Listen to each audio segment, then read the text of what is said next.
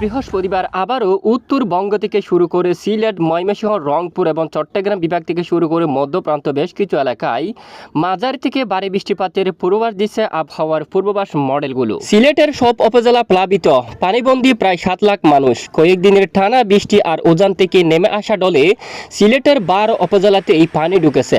কোথাও কোথাও পরিস্থিতি অপরিবর্তিত থাকলেও পানি বেড়ে নতুন করে বেশ কিছু এলাকা প্লাবিত হয়ে বন্যা দেখা দিয়েছে। জেলা প্রশাসনের সর্বশেষ হিসাব বলেছে, জেলায় বন্যাক্রান্ত মানুষের সংখ্যা প্রায় 7.5 লাখ। আগামী 3 দিন ভারী বর্ষণের পূর্বাভাস থাকায় বন্যার পরিস্থিতি আরও অবনতির আশঙ্কা করা হচ্ছে। গতকাল রাত 1টায় এক বিজ্ঞপ্তিতে জেলা প্রশাসন জানিয়েছে, সিলেট নগরের 42টি ওয়ার্ডের মধ্যে 21টি প্লাবিত হয়েছে। এছাড়া জেলার 12 উপজেলার 102টি ইউনিয়নে বন্যার পানি প্রবেশ করেছে। বন্যায় আক্রান্ত জনসংখ্যা 6,75,937। এর মধ্যে নগরের বাসিন্দা 50,000। জেলায় 1,323টি গ্রাম প্লাবিত হয়েছে। পরিস্থিতি মোকাবেলায় সিলেটের নগরে 80টি ও জেলায় 547টি আশ্রয় কেন্দ্র চালু করা হয়েছে।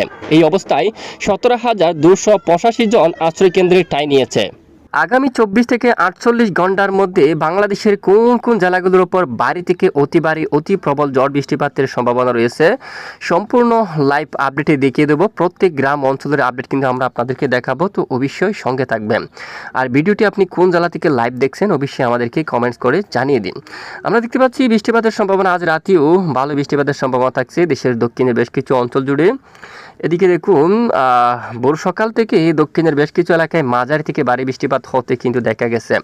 বাগেরহাটে বৃষ্টিপাত হতে দেখা গেছে। মোলাদি অঞ্চল, বরিশাল, বাকেরগঞ্জ, পটুয়াখালী, বরগুনা, কলাপাড়া, সরপেশম, তজুমুদ্দিন সব এলাকায় কিন্তু বৃষ্টিপাত হতে দেখা গেছে। আপনারা জানাবেন আমাদেরকে বৃষ্টিপাত হলো কিনা এই অঞ্চলে। বরিশাল বিভাগের বেশিরভাগ এলাকায় মাঝারি থেকে ভারী বৃষ্টিপাত কিন্তু দেখা গেছে। আমরা গতকালও জানিয়েছিলাম রামগতি, নোয়াখালী, সন্দ্বীপ, হাতিয়া এই অঞ্চলেও ভালো বৃষ্টিপাতের দেখা কিন্তু পেয়েছে। চট্টগ্রাম রাতে বৃষ্টিপাত হতে দেখা গেছে। বাঁশখালী, কুতুবদিয়া, আলীকদম, তানসি, কক্সবাজার, রোকিয়া, এখানে বান্দরবান, এখানে পাহাড়ি অঞ্চলে বৃষ্টির মাত্রা কিছুটা হালকা হলেও সমুদ্র অঞ্চলে ব্যাপক আকারে বৃষ্টিপাত দেখা গেছে।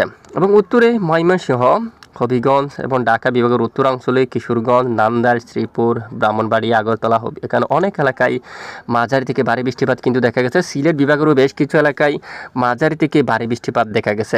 আগামীকাল আবারও বৃষ্টিপাতের সতর্কতা রয়েছে বেশ কিছু অঞ্চল জুড়ে। এরই মাঝে মাদারীপুর রয়েছে এবং চাঁদপুর অঞ্চল, মোলাদি এই অঞ্চল, নড়িয়া, মতলব, এখানে শাহরাস্তি, ফরিদগঞ্জ, রায়গঞ্জ, এখানে রায়পুর এবং লক্ষ্মীপুর এই সবটুকু এলাকায়। তারপর আমরা দেখতে পাচ্ছি উত্তরে এবং এদিকে বানিয়াচং, হবিগঞ্জ থেকে শুরু করে সিলেট বিভাগের বিভিন্ন এলাকায় বৃষ্টিপাতের সতর্কতা কিন্তু রয়েছে। এবং লাইভ ট্র্যাক করলে দেখতে পাই চট্টগ্রাম বিভাগের উপরও বৃষ্টিপাতের সম্ভাবনা রয়েছে। আগামীকাল 20 জুন থেকে আবারও বৃষ্টিপাতের সম্ভাবনা রয়েছে।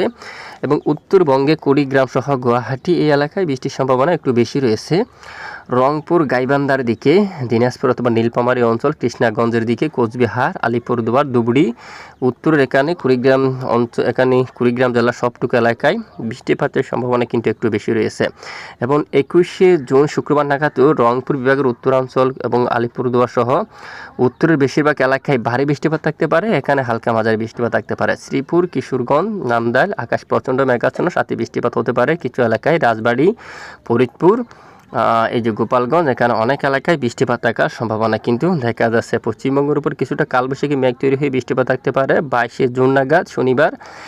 উত্তরের বেশিরভাগ এলাকায় ভারী থেকে অতি ভারী বৃষ্টিপাত থাকতে পারে। রংপুর বিভাগের বেশিরভাগ অঞ্চলে, দিনাজপুর, নীলফামারী, লালমনিরহাট, গাইবান্ধা সহ এখানে গঙ্গারামপুর এবং এদিকে আরও অনেক এলাকায়, কুড়িগ্রাম, এখানে মনকাচার, এখানে মিঠাপুকুর, পীরগঞ্জ, গাইবান্ধা, তারপর এদিকে রংরাম এই এলাকায়, তোরা, দাদিঙ্গিরি সহ উত্তরে বেশ কিছু এলাকায়, তারপর গোয়ালপাড়া, দেখুন বেশ কিছু এলাকায় মাঝারি থেকে ভারী বৃষ্টিপাতের সম্ভাবনা কিন্তু থাকছে।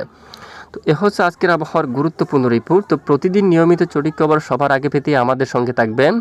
আর এতক্ষণ আমাদের সাথে থাকার জন্য ধন্যবাদ।